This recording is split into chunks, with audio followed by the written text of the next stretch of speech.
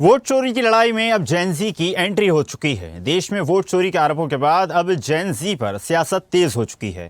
कांग्रेस नेता राहुल गांधी ने कहा कि देश के युवा छात्र और संविधान लोकतंत्र की रक्षा करेंगे और वोट चोरी को रोकेंगे। उन्होंने ये भी कहा कि उनके साथ हमेशा वो खड़े हैं। अब राहुल के इस बयान पर भारतीय जनता पार्टी आग बबूला हो चुकी है। हाल ही में नेपाल में जेन ज़ी के एक बड़े आंदोलन के बाद राजनीतिक स्थिति पूरी तरह बदल गई, जिस पर हिंदुस्तान में जमकर राजनीति देखी जा रही है। अब जेन ज़ी को लेकर राहुल गांधी ने ट्वीट किया, जिसके बाद अब देश में सियासी पारा चढ़ा हुआ है। लोकसभा में विपक्ष के नेता राहुल गांधी ने जेन ज़ी को लोकतंत्र और संविधान का रक्षक बता दिया। राहुल ने लिखा कि देश के युवा, देश के स्टूडेंट, देश की जेन ज़ी संविधान को बचाएंगे, लोकतंत्र की रक्षा करेंगे और वोट चोरी को रोकेंगे। मैं हमेशा उनके साथ खड़ा हूं। अब उनके इस बयान पर राजनीतिक घमासान शुरू हो चुका है, घमासान चालू है। राहुल गांधी के पोस्ट पर तीखी प्रतिक्रियाएं देते हुए भारतीय जनता पार्टी सांसद निशिकांत दुबे ने कहा कि जेन ज़ी पारिवारिक राजनीति, भ्रष्टाचार और वैचारिक अस्पष्टता के खिलाफ मजबूती से खड़ी है। उन्होंने कांग्रेस पर तंज कसते हुए कहा कि देश छोड़ने की आप तैयारी करो। निशिकांत दुबे ने सोशल मीडिया प्लेटफॉर्म एक्स पर लिखा कि जेन ज़ी परिवारवाद के खिलाफ है। वो नेहरू जी, इंदिरा जी, राजीव जी, सोनिया जी के बाद राहुल जी को क्यों ही बर्दाश्त करेगा। वो भ्रष्टाचार के खिलाफ है, आपको क्यों नहीं भगाएगा। वो बांग्लादेश में इस्लामिक राष्ट्र तथा नेपाल में हिंदू राष्ट्र बनाना चाहता है। वो भारत को हिंदू राष्ट्र क्यों नहीं बनाएगा। देश छोड़ने की आप तैयारी करें। तो इस प्रकार से लगातार कटाक्ष राहुल गांधी पर किए जा रहे हैं और इस ट्वीट के बाद तमाम राजनीतिक प्रतिक्रियाएं सामने आनी शुरू हो गई हैं। भारतीय जनता पार्टी के पूर्व सांसद सुब्रत पाठक ने निशाना साधा। उन्होंने कहा कि अगर भारत में नेपाल जैसा प्रदर्शन होगा तो जेन ज़ी राहुल गांधी और अखिलेश यादव के घर में आग लगा देंगे। यह विनाशवादी सोच का परिचायक है और यह पूरी कवायद इसलिए हो रही है क्योंकि उनको यह स्पष्ट पता चल गया है कि माननीय नरेंद्र मोदी जी के रहते हुए वह प्रधानमंत्री की कुर्सी तक नहीं पहुंच पाएंगे और यह सत्ता की व्याकुलता है। इसके कारण से इस प्रकार के गैर जिम्मेदाराना बयान देश की संवैधानिक संस्थाओं को निशाना बनाने का काम ये कांग्रेस के द्वारा जानबूझ करके किया जा रहा है। जैसे कोई विदेशी शक्तियों के हाथ में खेल रहा हो, उसी प्रकार का बयान श्री राहुल गांधी जी दे रहे हैं। देखिए, वो हाल के दिनों में भारत के पड़ोसी मुल्कों में हुई कुछ घटनाओं से कुछ ज़्यादा ही उत्साहित दिख रहा है। दरअसल नौजवान वहाँ बगावत की मुद्रा में आता है जब उसे कोई व्यवस्था में उम्मीद नहीं दिखती है।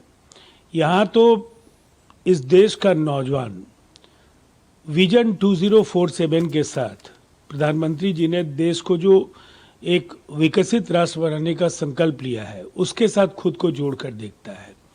इसीलिए ऐसे घिसे पिटे सोच आत्ममुग्ध राहुल गांधी को आ सकते हैं, लेकिन दरअसल कांग्रेस की खोई जमीन को फिर से हासिल करने के उनके जो टोटके हैं, उनमें कोई उन्हें कामयाबी मिल जाए इसकी कोई उम्मीद नहीं। ये एक तरह से हताशा और निराशा की भाषा है।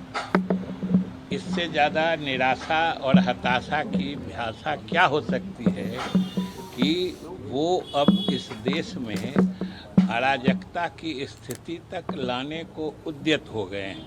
यह उनकी मानसिक स्थिति दर्शाता है कि शायद जो संवैधानिक तरीका है उसके तहत या उसके माध्यम से अब वो सत्ता पाने में बिल्कुल निराश हो चुके हैं। अब उनको लग गया है कि जनता उनको दोबारा सत्ता में नहीं लाएगी, इसलिए इस सब तरह की बेबुनियाद, बेसोची समझी बात वो कर। उनका काम देश की वास्तविकताएं सरकार को बताना है, सरकार की आलोचना करना है, सरकार को कटघरे में खड़ा करना है। लेकिन जब चुनाव आयोग और चुनाव ही कंप्रोमाइज होने की कगार पर खड़ा हुआ है, जब चुनाव आयोग लगातार पारदर्शिता की, चुनाव आयोग की पारदर्शिता संदेह के घेरे में है, तो देश का नौजवान ही, भविष्य का कर्णधार ही इस चीज को संभालेगा। क्योंकि सबसे ज्यादा अगर वोटों पर किसी के डाका पड़ रहा है तो वो नई पीढ़ी के डाका पड़ रहा है, जिसको आप जेन ज़ी कहते हैं। तो आज की डेट में उसके अधिकार को छीना जा रहा है। जो नौजवान के अधिकार को छीना जा रहा है, नौजवान अपना अधिकार, अपना हक लड़ कर लेगा, ऐसा हमारा पूर्ण विश्वास है। तो राहुल गांधी का कहना है देश के युवा, देश के स्टूडेंट्स और देश के जेन जी यानी कि जनरेशन जेड लोकतंत्र को बचाएंगे, संविधान की रक्षा करेंगे और वोट चोरी से रोकेंगे।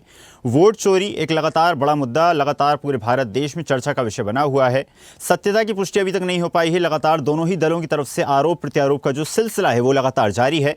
नेता प्रतिपक्ष राहुल गांधी ने प्रेस कॉन्फ्रेंस के माध्यम से, प्रेजेंटेशन के माध्यम से कई सारे आरोप सत्ता दल पर और उसके साथ साथ इलेक्शन कमीशन पर भी लगाए। हालांकि कई सारे सवालों के जवाब अभी भी आना बाकी हैं, लेकिन संशय लगातार बना हुआ है। और इसी बीच राहुल गांधी का ये ट्वीट कि लगातार जिस तरह से वोट चोरी हो रही है, उनके मुताबिक इसको रोकेंगे आने वाले समय में देश के युवा, देश के स्टूडेंट्स और देश के जेन जी। चलिए तो खबर पर अधिक चर्चा करते हैं। इस विषय पर विस्तार से चर्चा करेंगे। दो खास मेहमान हमारे साथ जुड़ेंगे। भारतीय जनता पार्टी से खेमचंद जी हमारे साथ जुड़ेंगे। बहुत बहुत स्वागत है सर आपका। और कांग्रेस से कांग्रेस नेता हमारे साथ दीपक जी जुड़ने वाले हैं। दीपक जी आपका भी बहुत बहुत स्वागत है। एक लगातार मुद्दा पूरे देश में चर्चा का विषय बना हुआ है। लगातार प्रेस कॉन्फ्रेंस के माध्यम से राहुल गांधी निशाना साध रहे हैं कि वोट चोरी हुई है या नहीं हुई है, इसका साफ इसकी सत्यता होना अभी बाकी है। लगातार सवालों के घेरे में सत्ता दल है, इलेक्शन कमीशन है, लेकिन इसी बीच राहुल गांधी का ये ट्वीट करना कि वोट चोरी को जेनजी ही रोकेंगे, कहां तक सत्य है, किस प्रकार से देखते हैं इसे आप? दीपक जी। जी नमस्कार जी। आप जिस प्रदेश में सवाल कर रहे हैं, डेमोक्रेसी में अगर मैं आपसे एक सवाल पूछूं कि क्या भारत युवाओं का देश नहीं है? और क्या अगर हम बात करें राष्ट्रीय परिप्रेक्ष्य में डेमोक्रेसी की, तो क्या युवा राजनीति को दिशा नहीं देते, राजनीति की दिशा नहीं बदलते? और आज अगर हम करते हैं तो कोई भी राजनीतिक, हम कांग्रेस की नहीं कर रहे, किसी भी राजनीतिक दल की बात करें तो युवा की जाती है, युवा भागीदारी की बात की जाती है, युवा प्रतिनिधित्व की बात की जाती है। तो ये जो विषय आज कहीं ना कहीं युवाओं के कंधों पर आप देखें, हमारे देश को ले जाने की जिम्मेदारी है। और युवा की जो सोच होती है, युवा सोच क्यों बोलते हैं, जो कि रीजनिंग पे चलती है, जो कि चलती है। तो युवाओं को हम युवा दिशा बदलते हैं।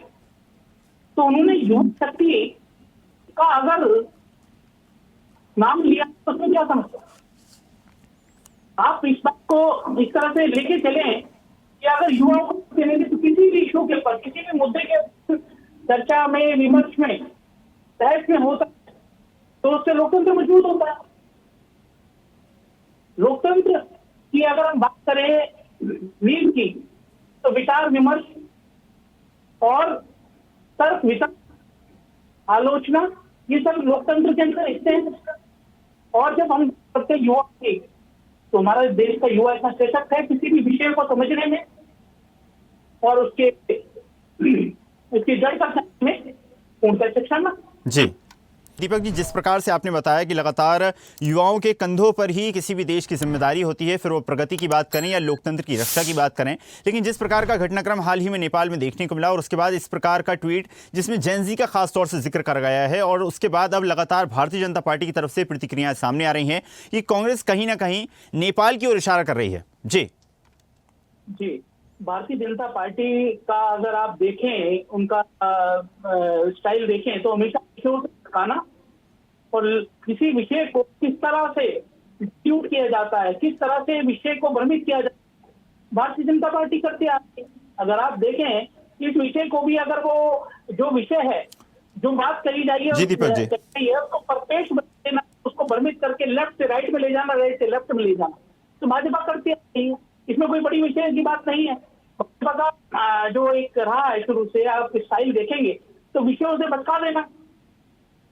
और ये विषय जो है, जो लोकतंत्र के विषय अगर हम कर रहे हैं, चर्चा विमर्श की बात करते हैं और अवेयरनेस की बात करते हैं, तो उसमें उसके विषय को घुमाकर दूसरे परिपेक्ष में लेके जाना कि वो उस विषय में गई है, हर चीज को प्रज्यूम कर लेना और प्रजम्पशन के बेस के ऊपर एलिगेशन लगा देना, ये स्टाइल फंक्शनिंग आज पॉलिटिकल। चलिए जवाब ले लेते हैं खेमचंद जी से। खेमचंद जी सुन पा रहे हैं आप? नमस्कार, जय हिंद संतान। जी, दीपक जी की बातों को आपने गौर से सुना होगा। उनका कहना है कि लगातार भारतीय जनता पार्टी इसी प्रकार भटकाने का कार्य करती है। जो राहुल गांधी जी ने ट्वीट किया है उसका मतलब ये था कि किसी भी देश की प्रगति या संविधान की रक्षा युवाओं के हाथ में होती है, लेकिन भारतीय जनता पार्टी इसे किसी और परिप्रेक्ष्य में ले रही है। क्या कहना चाहेंगे? देखिए, वो जो कह रहे हैं वो साफ साफ दिखता है, पूरी तरीके से नकारात्मक हो चुके हैं और नकारात्मकता में अब वो देश के दुश्मन बनते हुए जा रहे हैं। तो देश में जिस तरीके से बांग्लादेश में हुआ, श्रीलंका में हुआ, नेपाल में हुआ, उस तरीके की अस्थिरता लाना चाह रहे हैं। अस्थिरता लाके क्या करेंगे? हमारी इकोनॉमी को क्लैश करना चाहते हैं, हमारी इकोनॉमी डाउन करना चाहते हैं, हमारे देश के सेटअप को डाउन करना चाहते हैं, हमारे देश की जो इमेज समय पूरे विश्व में है उसको डाउन करना चाहते हैं। तो वो आज अपने निजी फायदे के लिए, निजी राजनीति के लिए डिस्ट्रक्शन पे उतर आए हैं। तो एक एलओपी को, लीडर ऑफ अपोजिशन को शोभा नहीं देता। लीडर ऑफ अपोजिशन के पास अगर पावर है, बोलने की शक्तियां हैं, तो संविधान उनको जिम्मेदारी भी देता है। तो ये सभी की जिम्मेदारी है, सामूहिक सभी पूरी पार्लियामेंट की जिम्मेदारी है। ऐसा नहीं है कि लीडर ऑफ अपोजिशन होकर आप सिर्फ डिस्ट्रक्टिव बातें करेंगे, नहीं, आपको सकारात्मक बात भी करनी है। अगर आप एलओपी होते हुए नकारात्मक बात करते हैं, देश को नुकसान पहुंचाने की बात करते हैं, संविधान को ना मानने के लिए लोगों को उकसाने की कोशिश करते हैं, ये साफ साफ दिखाता है कि आप अलगाववाद पैदा करने का प्रयास कर रहे हैं। हमने अलगाववाद को खत्म किया है। हमने जिस तरीके से कम्युनिज्म का एक अलगाववाद लगभग 10 से 15 राज्यों में फैला हुआ था मार्क्सिस्ट का, जिनकी वजह से हजारों लोग मारे गए, हमने उसको सुकेट किया, अभी थोड़ी सी जगह पे कर दिया है, ऑलमोस्ट उसको खत्म कर दिया है। खत्म करने का हम पूरा तरीके से प्रयास कर रहे हैं।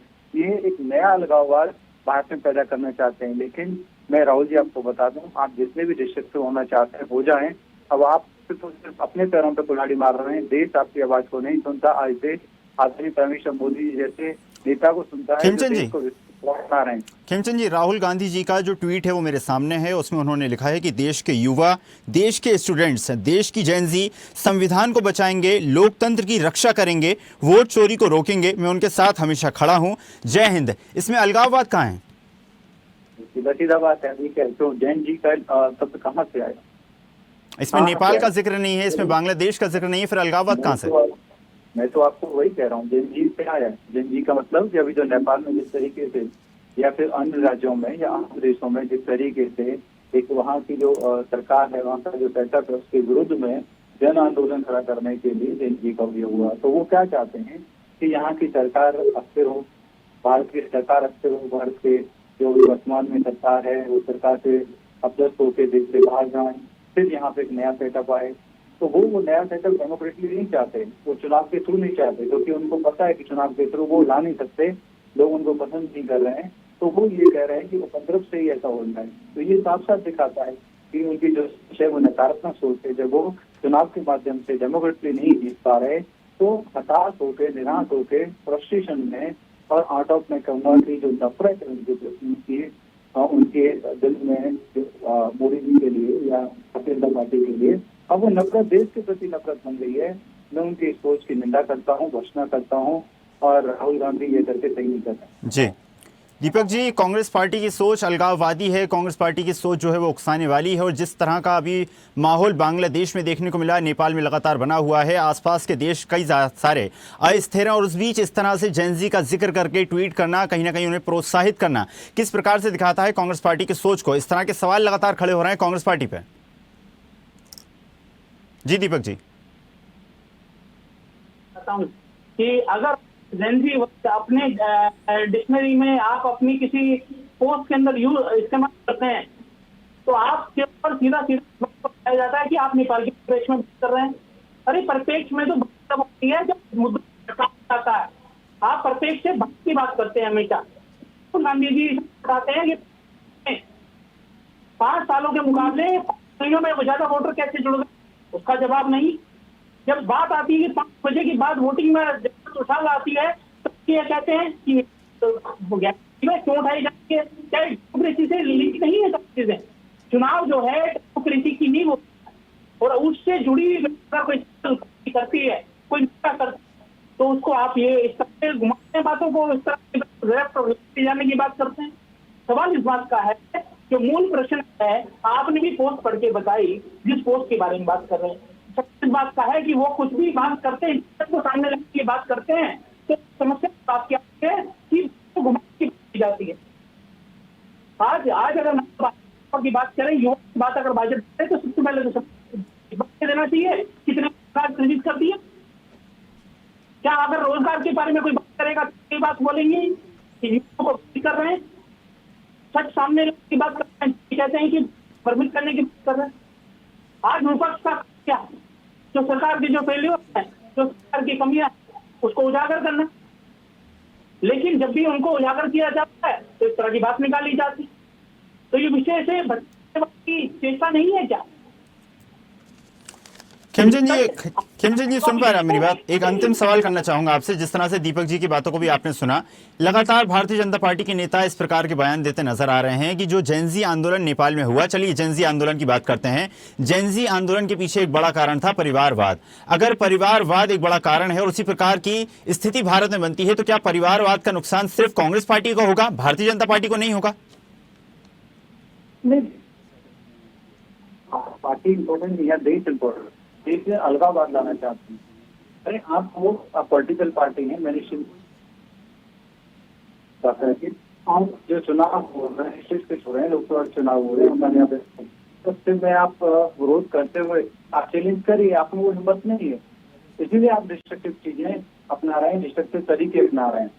आप बिहार में जाइए, बिहार में आप कुछ करिए, चुनाव लड़िए, आप वहाँ पे भी लोगों के बीच में नहीं दिख रहे, सिर्फ मीडिया में दिखना चाह रहे हैं, मीडिया में आरोप प्रत्यारोप लगा रहे हैं। और अब आप वो युवाओं को भड़का के आप जिस तरीके से 1-2 लाख करोड़ युवा वहाँ पे इकट्ठे हों और कुछ लोग मारे जाएं और उस तरीके से राहुल गांधी को बेनिफिट हो, ये चीजें अपने आप को दिखाती है कि अब ये लोकतांत्रिक तरीकों को अपनाना नहीं चाहते। तो इस तरीके से इनके पूर्वजों ने हमारे संविधान को सस्पेंड किया, इमरजेंसी लगाई, वैसे ही अराजकता का माहौल जो बनाना चाहते हैं और किसी भी कीमत पर ये पावर हंग्री जो लोग हैं, पावर को ग्रैब करना चाहते हैं, उसकी हम निंदा करते हैं।